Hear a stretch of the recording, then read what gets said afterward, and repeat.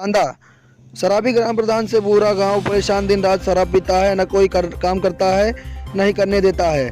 पूरा मामला बांदा जिले के बबरी तहसील के कामासीन क्षेत्र के परसौली ग्राम प्रधान का है। विकास के नाम पे सिर्फ शून्य है, कोई काम नहीं हुआ है। 5 साल पूरे होने को है।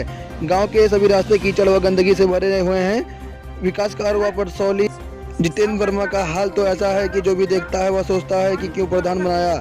इसका काम सुबह से बस इतना है कि वह सुबह शराब पीता है और जब उतर जाती है तो फिर पीता है। दिन भर या शराब के नशे में रहता है, न कोई काम करता है, न करने देता है। परसौली गांव विकास के नाम पर शून्य है। प्रधान को जब नशा चढ़ता है तो ढोल लेकर गांव-गांव की गलियां में निकल पड़ता है। ढोल बजाते हुए चिल्लाता है, यह काम होगा, वह काम होगा। पूरे गांव में घूम घूम कर यही कहता है। इससे सभी गांव वाले व अधिकारी परेशान हैं। बांदा से शैलेंद्र कुमार सिंह की रिपोर्ट, मैथिली प्रसंग भारत।